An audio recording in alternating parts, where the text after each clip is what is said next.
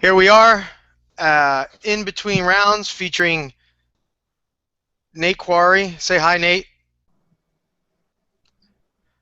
Those are the crickets you hear or don't hear.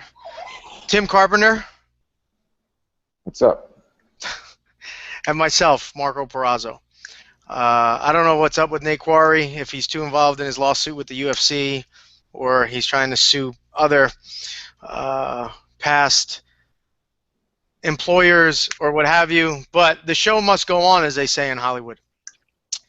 And the show, we will start with our I like the text message I just get from Quarry. You wanting to start now? Just got out of the shower. Sure. Tell him to stay with a towel. Put it around his head.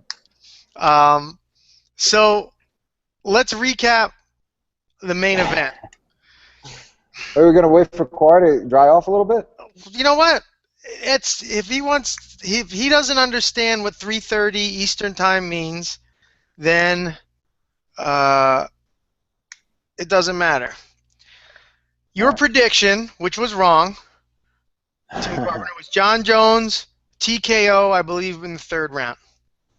My prediction, which was wrong, was Daniel Cormier by grinded out decision, 5 rounds. And Nate Quarry, far more wrong. How's it far more wrong? There were two pieces. There were two pieces to the prediction. Well, you said Cormier would win a grinded out decision when it was the exact opposite. Mine, at least Jon Jones won.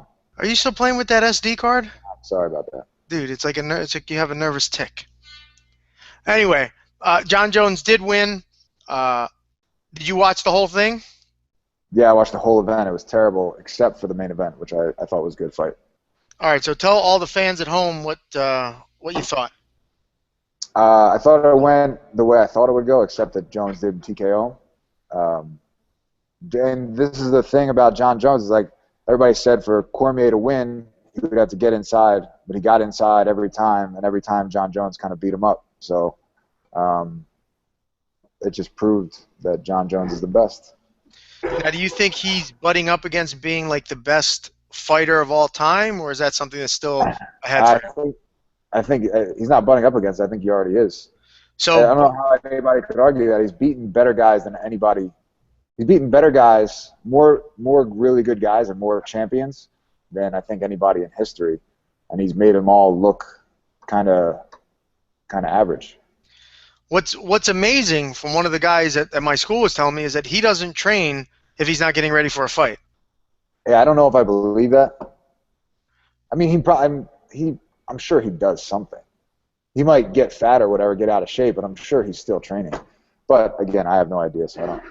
But I mean, that's kind of like a typical boxing thing, though, isn't it? You know a lot of really good boxers that when they got a fight coming up, they get into camp and they start training, and when they don't have a fight, they're at home eating Doritos. Some boxers that don't do very well, but guys like Floyd Mayweather and Hopkins, they never stop training. They train pretty much year round. All right. So one of the things that you said was that people thought that Cormier could win by closing the distance and getting in tight, and so if that's not your game plan, what's the game plan to beat Jon Jones? Well, I think the guy that's going to beat Jon Jones is going to be a guy like Gustafsson, who came close. You know, like he used movement and he. Whoa! Hold on. Put the brakes on everything. It seems as if the star's gotten out of the shower. Oh, Mr. Nate Quarry, hi, how are you? Thank you for joining us. I'm sorry, was there a conversation on when we were going to start today? There's been numerous text messages. I didn't get any text messages from anybody. Sure, I know. I can't wait till you hear the things that we said about you before you came on. Nothing worse than you'd say to my face. That is true. Here it is for me at 12:05 p.m. Are we on for today? Had not heard a single word from you. Yeah, I have proof otherwise, but that'll all come out in the lawsuit. Great, not suing the UFC, are suing Nate Quarry. So what I'm trying to do is backdoor my way into the UFC lawsuit by suing you. See, I'm so professional. I'm not even wearing pants. I was in such a hurry to get it. Nice. So Prove I'm sorry. Speaking of professional who was here on time, Tim Carpenter was talking about what he thinks is the game plan to beat Jon Jones. Am I still talking, or are we going to let Quarry speak? No. We're not letting Quarry do anything at this point. We're going to put him in the corner. Okay, I'll cool. just nod my head. And then I'll have my own podcast that you're invited to, but I'm not going to tell you when we're going to start. Yeah, sure. I bet you YouTube won't pick it up. Anyway, like I said, the guy that's going to beat Jon Jones would be a guy like Gustafsson, who gave him the best fight. He's the only guy that really pushed him, because he's got the size to deal with him, and he's got really good footwork and really, really good striking. So I don't think a guy that's the size of Cormier really has a shot. Now, when you're talking about Gustafsson, I haven't been able. I didn't see the fight, but I saw some highlights on it, and it even looked like he had gotten some takedowns on Jon Jones. Yeah, I think he took him down twice. He's a lot like he's like a giant version of Dominic Cruz. He throws his takedowns off of his punching combinations, and everybody I know that's trained with him has said he's probably the best striker that they've ever sparred with. All right, Quarry. So earlier in the show, when we first started at the agreed upon time, we were talking about how your prediction was wrong. How you said that Jon Jones would win by TKO, and Tim gave, he admitted that his prediction was wrong, and he gave his kind of idea of the fight. So, did you get a chance to watch the fight? And number two, if you did, what do you think about what you saw? I did see the fight. I recall that my prediction was that Jon Jones would win the fight. I believe when you go to Vegas, that's the most important thing. You bet on who you think is going to win. Now, if I recall correctly, I believe that I said Jon Jones was going to win, and also Mr. Tim Carpenter said that Jon Jones. Who said that DC was going to beat Jon Jones? Look, now here's the thing. The funny part is we've covered all this. I've already gone into that. Half of my prediction was right. Half of your prediction was wrong. Just so that we're clear on that. But having said that, Jon Jones didn't get the TKO. But what were your thoughts on the fight and his victory? I felt that, and this is not a slam on Jon Jones, I felt that Jon Jones fought down to DC's level. And I mean that literally, because DC is 5'10", Jon Jones is well over 6 foot. Jones had a 12-inch reach advantage over DC. 12 inches. He could literally do the big brother, hold him in place and punch. He's done that to me. He didn't do that once with DC. It was 90% of the fight was in the clinch range. And it just really blew me away, because I assumed that Jones was really going to use his reach, knowing that DC's only chance was to get inside and perhaps get a takedown. So, and when you watch Jones fight just about anybody else, as they step in, he'll switch stance. He's standing in an orthodox stance. He'll switch to a southpaw, and then he'll switch back to orthodox. And when he's doing that, he takes 2 steps back. So he's just created 6 feet of distance in between himself and his opponent. When it came to DC, right into the clinch the entire time. And when they clinched, you could see that Jones was so concerned about the takedown that he kept his hips back, which left him wide open for the uppercut hook that DC landed over and over again. I thought it was a great fight. I didn't think it needed to be a great fight. I think if Jones would have fought, I don't know if he didn't have a clear game plan coming in, or if he got so excited at the opportunity to punch DC in the face that just made him rush right in. I know I'm guilty of that, but it really surprised me he didn't use his range. If I had 12-inch reach, I would hit you from here. Okay, so what you're not that you say you're being critical, but you're surprised at the strategy that Jones employed against Cormier. Yeah, I really am, because everybody knows if you have a reach advantage, you use that reach advantage. If you have a baseball bat and I'm looking to fight you, you're not going to rush right into the clinch. That Depends on what you want to do with the baseball bat. You would want to keep him at range, use it as a pull cue, swing it at the end, whatever it may be, but you have that range. And as soon as the clinch is initiated, that range, that distance is negated. Now, could it have been? And I didn't watch the post-fight presser or anything like that. but Jones is a confident fighter. He doesn't lack for confidence in his skill set. Do you think it was one of those things where he was just so confident, he's like, I can beat Daniel Cormier in the range that everybody thinks that he can beat me in? Tim Carpenter, Nate Quarry. Go ahead, Tim. Okay. Yeah, I think that's exactly what it was. He did the same thing to Glover when they fought. Like, Glover had to say, I mean, pretty much everybody that fights Jones, the way they're going to win is to get inside somehow. And when I thought Glover had a good chance if he could get inside, but when he did, he just got beat up with elbows. And even Jones' boxing was just as good as his inside boxing was just as good as Glover's.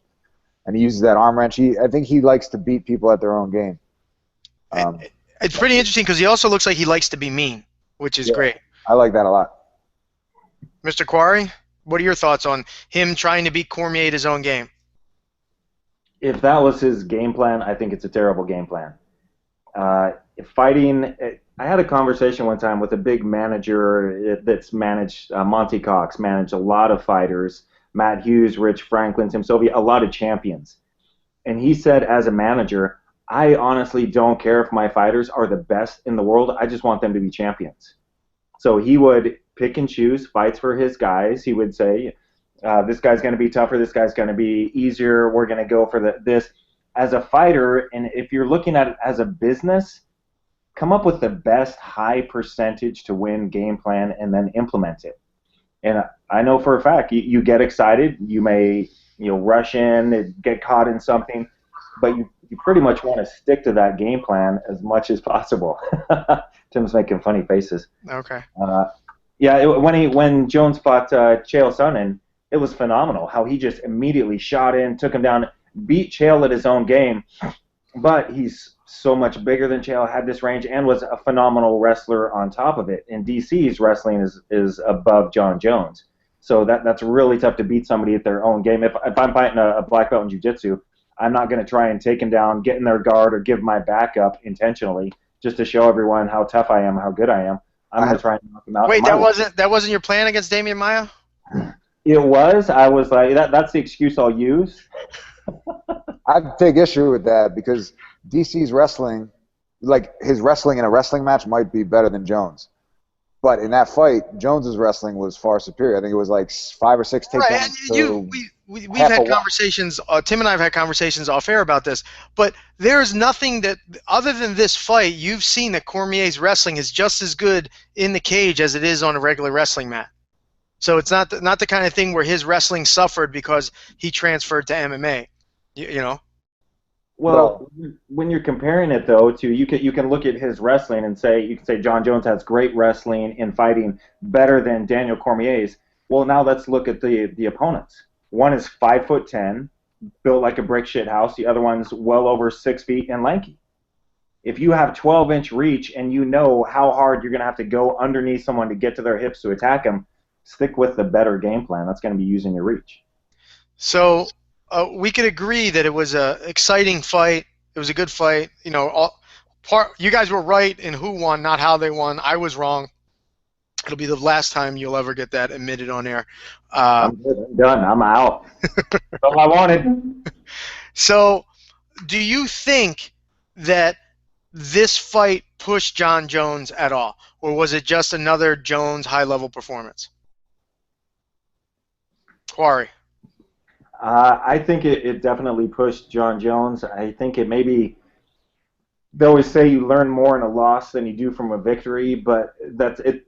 The better way is you learn a lot from a decision, because now you've got a lot of fight tape to look at. Unless you completely dominated the guy, chased him around the ring for 3 to 5 rounds, you're going to have some things to work on. And my guess is he's going to go back to his camp, and they're going to look at these things, and they're going to bring up some of the things potentially that I said. Maybe the game plan was all along, you're going to be so much better in the clinch with your elbows and knees, we're going to work there. But my guess is somebody's going to say, we need to work on you using your reach a little better and your range against somebody who clearly can only win once they get inside. What do you think, Carpenter? Do I think that Cormier pushed him? Do you think that this was kind of, I mean, everybody says up until now, up until this fight, right, before this fight happened with Cormier, that the toughest fight that Jon Jones had was Gustafsson. Was this fight as hard for Jones as the Gustafsson fight, or was it easier?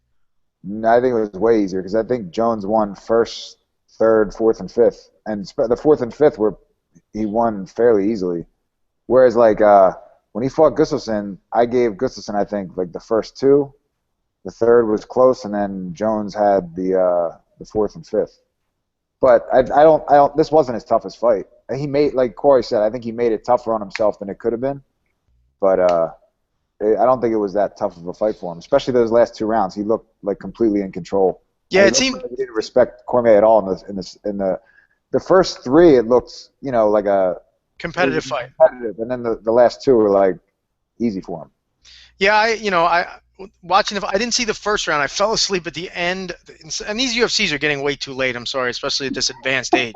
But I fell asleep at before the decision of Cerrone and Jury, and then I woke up to the beginning of the second round of Cormier and Jones. So I didn't get the benefit of seeing the first round, but I saw rounds 2 and 3 as being competitive. And then when the championship rounds hit, it was almost as if a different Daniel Cormier walked into the cage.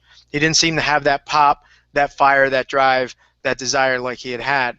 Now, I don't know if you guys had seen the video that they put out where he talks about losing to Sanderson, where he talks about losing to Gatsalov, and this is, he's going up against the unbeatable guys, and this time he's doing it again and all this other stuff. After I watched that video, and I know this is revisionist history on my part, I wish I could have filmed and had changed my prediction, because I was like, there's something, for as good as Cormier is, there was something about shooting that video and talking about these champions that he's never beat that I don't know if it's a mental block or if it's just bad luck, but he's as good as he really is.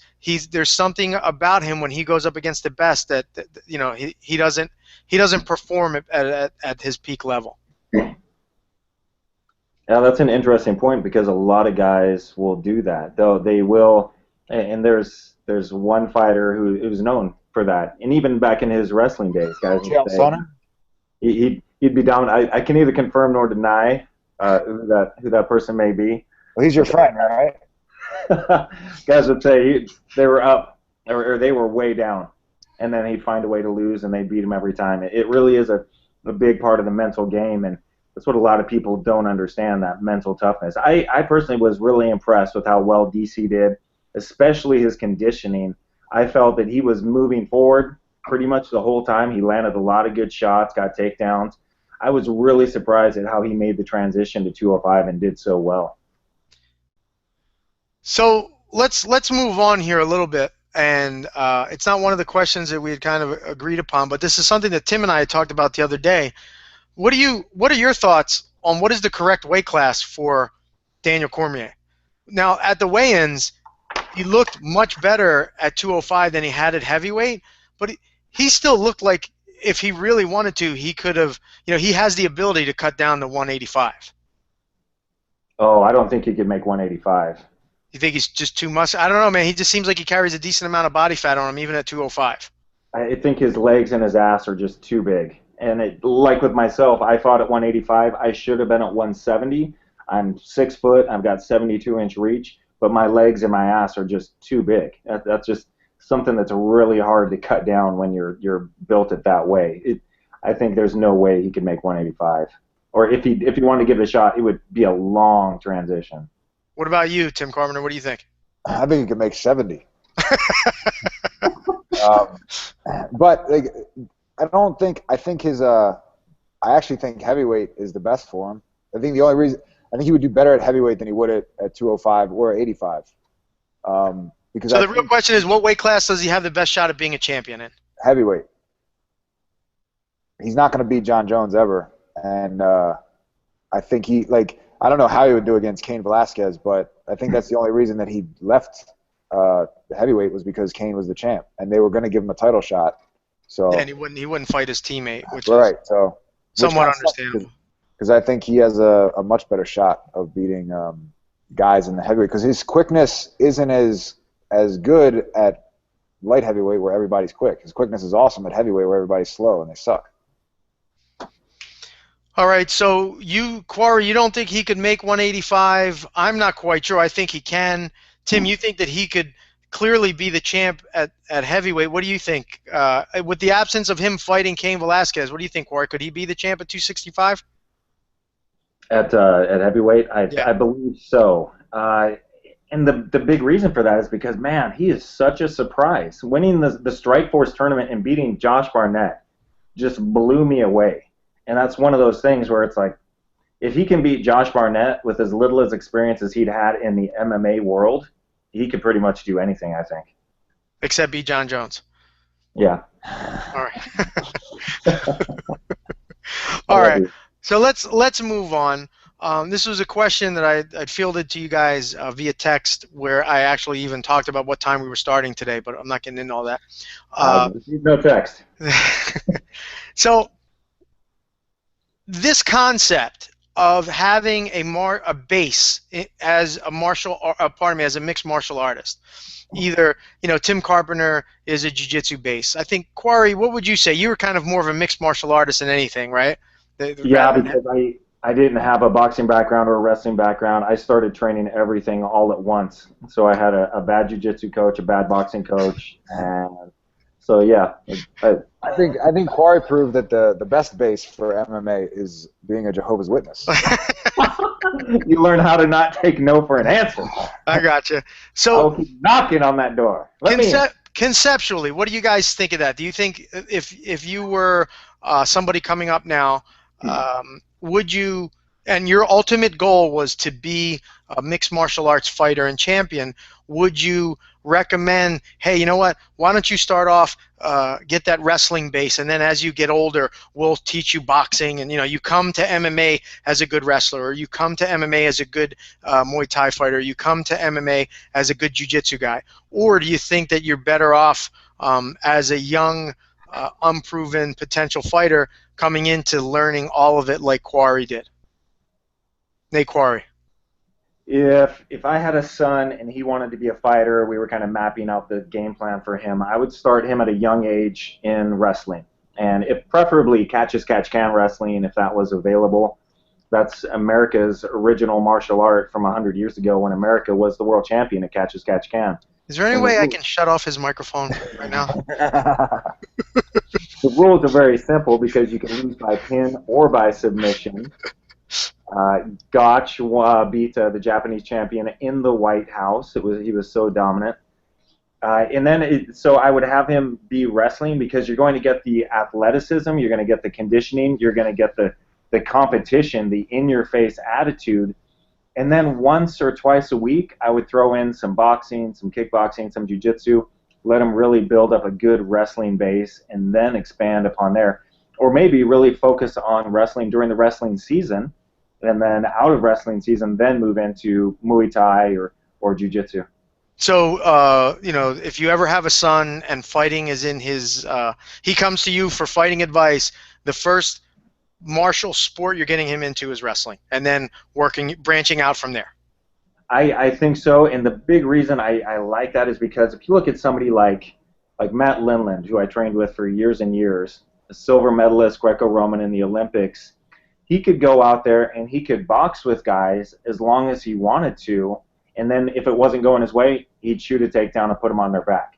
With me, if I was getting beat up by a stand-up guy, I was like, man, I sure hope I can body lock this guy and grab him, throw him down, because I've got no takedowns whatsoever. You really get to dictate where the fight's going to be if you have that wrestling background. Tim Carpenter, what are your thoughts if you were one day lucky enough to have a son, a child? And including that, meeting a woman that would actually allow you to plant your seed in her. Right. Instead of on her.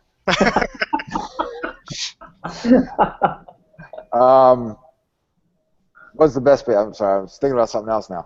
Planting seeds, I get it. Yeah. Good. Johnny Appleseed. So what I would do is, because I feel like instead of having a kid, play like kids nowadays that do like baseball, basketball, football, they play a bunch of different sports. I would do some wrestling, jiu-jitsu, and striking, whatever, boxing or kickboxing. But I wouldn't have them try to become a great wrestler, a great jiu-jitsu guy, or a great kickboxer. If they were getting ready for MMA, I would have them become a great MMA guy. So you have guys like Rory McDonald, he's another guy that's pretty much like Quarry, only way better. He's best trained. and way more Canadian. He's only done MMA. He's not the best wrestler. He's not the best striker. He's not the best jiu-jitsu guy, but he's good at the aspects of those things that translate into fight. There's too much useless stuff in wrestling. There's too much useless stuff in jiu-jitsu, and there's a lot of useless stuff in boxing and Muay Thai that that don't necessarily translate into MMA. You could waste a lot of time trying to master one art instead of getting good and proficient at the sport of MMA. And I think in the future that's what everybody's going to be. It's just going to be MMA fighters, and they'll be training and wrestling in the off season and all that stuff. But I think the best base would be to do MMA as look at MMA as its own sport, not several different parts of a sport, you know? I got you. So the idea of having that base sport is not something that you would push on your child. You'd say, hey, you're going to be a completely well-rounded fighter, top, bottom, on your feet, on your back, against the cage, all that other stuff. So right. Instead of train them for specifically MMA. Don't necessarily train them for 3 or 4 different sports. Gotcha. Okay. No, I mean these are opinions that we're blasting. It was a great point.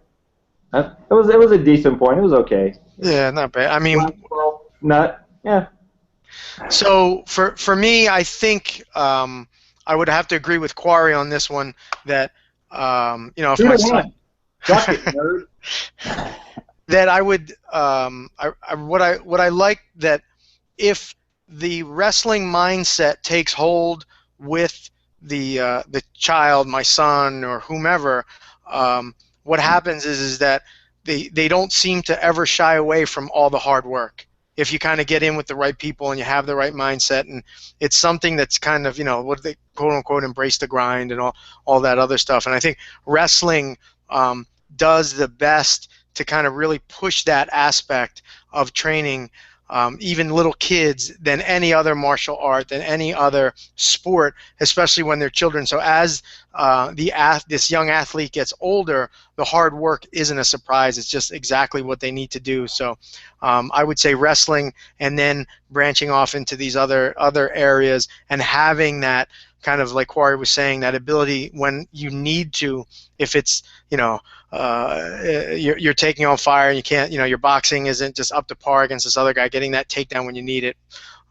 So agree with Quarry, disagree with Carpenter. My life is going in the right direction. To Tim's point, though, I've said this many times, because you'll see a phenomenal black belt Brazilian jiu-jitsu guy who gets shoved in the corner of the cage. And he's got really fast hips when he's wearing a gi and he's on an open mat. But as soon as he's starting to get punched in the face, because jiu-jitsu doesn't happen in a cage, boxing doesn't happen in a cage, wrestling doesn't happen in a cage. There's very specific things that MMA itself has developed. The wall walk, fighting out of a corner, shoving a guy into a corner, takedowns off the cage. So there is something to be said for incorporating those specific things. If you're going to be an MMA fighter, you've got to learn. The wrestling on the cage is different. Striking is different with little gloves. We've seen a lot of really good strikers get knocked out by guys that weren't their level of technical striker, just because little gloves change a lot, and you can get away with some wild shit in a you can land crazy punches easier than you can in a boxing match or a K1 match. Well, I mean, but the other benefit to wrestling is that if we have any desire for your child to go to college, then at least there's a sport that they can continue doing, and even if, lucky enough, get a scholarship. But regardless. Who goes to college anymore? Have any of us gone to college? I went for a year. Yeah, me too. I've been considering clown college. And you flunked out of that, too. So, moving on, going from what the base art would be if there was a base art to injuries, and something that all of us are probably all too familiar with. No, not me. No, aren't you the spokesmodel for some whatever body injury? That's my TV now. Yeah. Anyway, so worst injury you've ever had? I'll start off with this one. Then we'll go to Quarry, and then we'll go to Carpenter.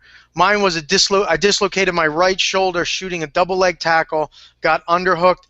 Arm completely ripped out, had to walk to the hospital. I got a ride to the hospital, couldn't stand up straight, had to drag my knuckles. They reset it. Thankfully, it went in.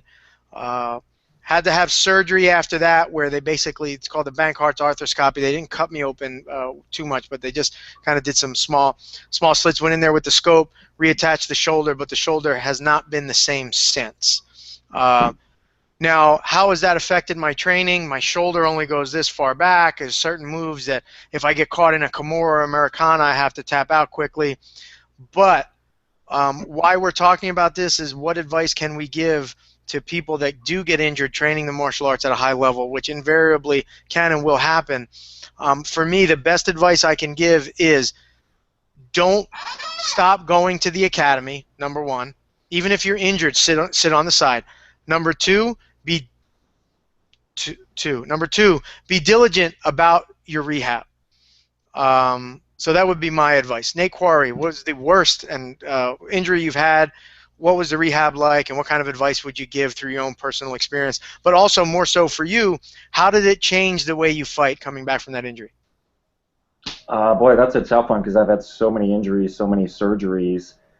My worst training injury, I think everybody saw Randy hit me from behind during the Ultimate Fighter and break my left ankle, but that's not even in the top 5. I was rolling with Randy. He caught me in an arm bar. I was doing the classic holding my hands together, then I was going to release and hitchhike out. This was still very early in Randy's career when he was still wrestling. As I released my hand to hitchhike, he straightened out my arm before I could tap. He thrust his hips in and tore my right pectoral right off the bone underneath my right bicep. And it was so painful. It was an out-of-body experience. I actually saw myself from above shaking on the mat and screaming. I was in so much pain. Iced it down, went to the doctor. Doctor told me I dislocated it, went home, was lying in bed. I went to reach for something. My arm no longer worked.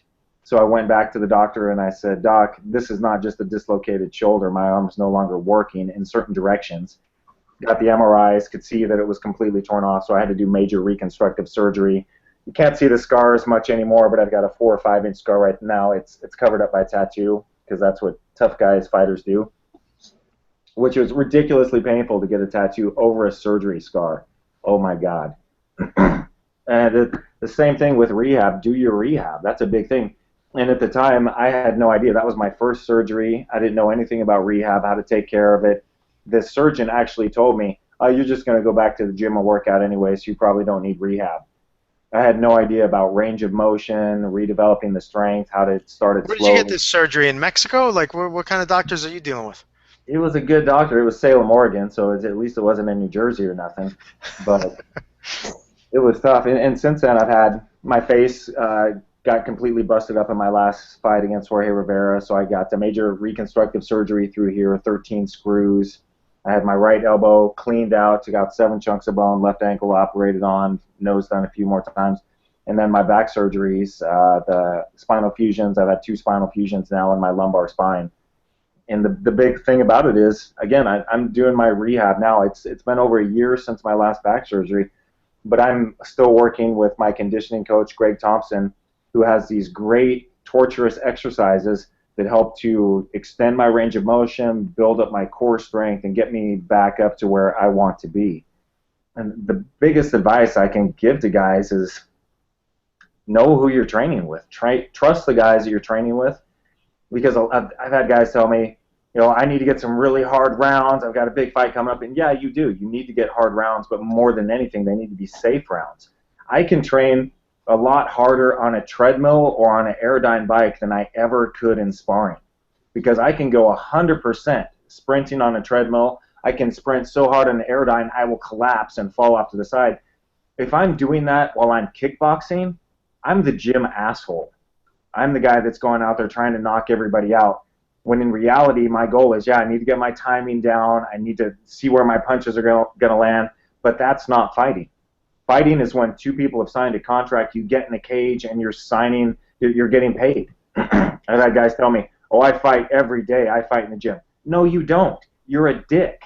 You go to the gym and you say you fight every day, you're the gym asshole, because that's not the goal. The goal in the gym is to get better so you can actually fight and become a world champion. You're a focus mitt superstar.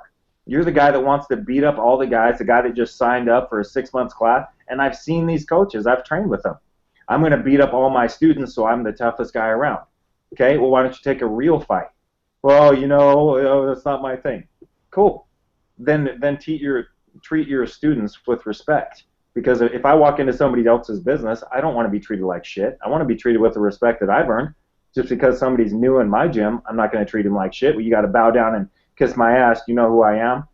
That's disrespectful. I'm going to treat him like a man and recognize that he has a different set of skills and help to build him to where he wants to go instead of just using him as a punching bag. So, what would you say kind of changed over the years about your physical performance based on the, tearing the pack, the lumbar fusions and all that? Were there any changes in fighting style or performance that you felt after these injuries? I don't feel that my injuries really changed my performance because I was always able to work through them and get back. I'm sure my right arm is never going to be 100%, and all the injuries around me are going to create some limitations. And I have four vertebrae fused, two separate ones, L2-3 and L4-5. So just mechanically, there's no longer a disc in between those vertebrae, so I won't bend as much. But you can overcome those things. You can change your style. For me, that means I can't get stacked. If somebody's in my guard, it's going to put a lot of pressure on my remaining good discs. The biggest loss, though, is the time off from training. If your goal is to be a world champion or to continue fighting, fight at the highest level or any level, and you're constantly recovering from a blown out knee or whatever injury, you're going to lose months and years right in your prime. Much better to, instead of pushing through an injury and making it worse or training extra hard when you're really worn down, take that time to recover and look at your recovery as a part of your job. So what I'm taking from what you're saying is, number one, try to avoid the prolonged gym wars. You can't be going to war every time you go to spar. And number two, think about your safety. Not that it's at the forefront all the time, but make sure that you're, it's something that you and I talked about years ago when I was out in Oregon. It's like, the time to fight is when I enter into the cage, right? And, all the other time is prep for it. So I think a lot of young fighters should listen and kind of appreciate that because, unlike teeth, you only get one body. Tim Carpenter, injuries, rehab, limitations, what's your deal? My worst injury was I tore my left bicep. I was sparring at a boxing gym, and I threw a left hook, and it hit a little too extended, and the muscle tore off the elbow and rolled up into my shoulder. It actually wasn't that painful. I knew something happened, and I looked at my arm, and my arm was really flat, except for a bump up in my shoulder. So I knew exactly what happened. And but like I said, it wasn't that painful. I continued to train for about a month after that with it, and then finally I went to a doctor, and the doctor didn't even know what it was, and I had to tell him I think I tore my bicep, and then he was like, "Oh, okay, let me get you an MRI." But I had surgery. I was pretty much out completely for about 6 months, and it was just about a year before I was back to training 100%. What were the other questions about? Were there any? Did that injury and the subsequent surgery cause any limitations to what you could do physically at post-surgery, post-rehab? Yeah, I mean, while I was going through rehab and stuff, I was in a brace. I couldn't use my left arm. Luckily, I'm right-handed, but I couldn't use my left arm for 4, 5, 6 months, and then I could use it a little bit, and it was really weak for a while. Rehab was tough, but nothing like going through spinal rehab or anything like that. I didn't have to learn how to walk again or anything. It was mostly an inconvenience. It was mostly an inconvenience and a pain in the ass, But the good thing about it was it kind of lit a fire under my ass when I could train again to get busier with my fighting career, And then what was the rest of it? No, and it's really kind of about it to me. If there was any kind of limitation, and because it doesn't sound like any of these injuries for you, Quarry, or for Tim, ever kind of stopped you from doing what you wanted to do anyway. No, an injury should never stop you. And I was still I got out of surgery that night. I went to Jersey and I was teaching that night. I never left the gym. You know, you never want to get, even if, like, I mean, that's how I make my living, by teaching, but, you know, I was still at the gym every day, still around it, and that's the way you stay good. I mean, you learn a lot through osmosis. Just being around it, you keep sharp. You know, I was able to, like, once I was cleared to start training again, it didn't take me too long to get back to where I was before. You know, injuries are going to happen if you're doing something. It doesn't matter what you're doing. You could be doing, you know, any sport that you do, anything you like doing. There's risk involved. So. And what about your thoughts on that idea of, you know, the gym wars and kind of guys that go too hard in sparring and all that other stuff? Because, you know, has your idea of what sparring should be changed over the years? For sure, especially now that I'm not fighting anymore. When I was fighting, it's like it's scary to fight, so you want to, like, be as prepared as possible, you know. And a lot of times you think by being prepared, you just got to get in a lot of fights and spar a lot and go hard. And I think I was guilty of overtraining and sparring a little too hard in boxing gyms and stuff like that a lot. So that, like, Quarry's approach is definitely the right approach. Not like, sparring is about learning and getting good, not about trying to fuck people up. Which is kind of like the way I always looked at it. I was just trying to, like, wreck everybody when I would spar with them, you know. Which I think is important to a certain extent. For a short amount of time, you wanna know that you can fuck people up. Well, don't you think in the beginning for a young fighter it's important to get that sparring in and that kind of that idea of, like, hey man, I can do this, to prove to myself that, you know, you're getting used to heavy punches and kicks being thrown at you, and sure, you know, you need a little bit of it, but I think you'll be able to tell whether somebody, because if somebody quits in a tough sparring match or kind of just, you know, goes down in sparring and obviously can't handle getting punched or hurt, then they're probably not cut out to be a fighter. But at a certain point, you got to realize, okay, this guy's tough enough to do it. We don't need to test his toughness anymore, you know? Then at a certain point, it becomes all about, you know, we've seen Quarry fight. He's not afraid to get hit. Everybody knows that. I think that's part of his modus operandi, is let the guy punch himself out. You know, I don't really have a choice. Right. It's never really the game plan, just how it works out. But no, I agree 100% with that. And I'll see the guys now, the guys that are up and coming, just beating the crap out of each other sparring. And I say every time I see this, man, I'm so glad I know I'm tough, so I don't have to prove it in the gym every single day. Yeah. Because I think getting a concussion, your first concussion, it's a good thing because you learn what it's like. You recognize, okay, I've got a concussion. This is what it feels like. I can still work through this. After that, it's a bad thing. Yeah. And you can only max out your toughness before you start getting torn down, where the concussions start adding up and the injuries start adding up. Be tough, but don't prove it every single day. All right, gents, we're going to end it on that note. I appreciate you guys tuning in and listening to or watching us. So thank you to Nate Quarry. Thank you, Tim Carpenter. Just so that we're clear and it's on the record, we have a standing appointment Tuesdays, 3:30 p.m. Eastern, to record this with or without whomever happens to be here. If there's any changes, just let me know. If you guys that like the show want to follow us, just subscribe to the channel, and you'll get notifications when it's on. Anything coming up for you, Quarry, before we see you again next week? I'm doing an Armed Forces Entertainment Tour at the end of February, going to Europe, Spain, Italy, and Greece to see the troops out there and give up my support for them. So that's an opportunity that I get to have that I'm excited for. Cool. So bring your computer, and we'll make sure you get good internet there. Yeah. Good stuff. And what about you, Mr. Carpenter? I have absolutely nothing going on. Yeah. I'll be at my gym, Nakamura Gym, Chalfont, teaching, training, all that good stuff. I got the same thing going on. I'll be teaching tonight. Yeah, you'll be at my gym. I'll be at your gym tomorrow. So back to the grind, as they say. All right, gentlemen, thanks for being on. Appreciate it. Peace. Thanks, buddy.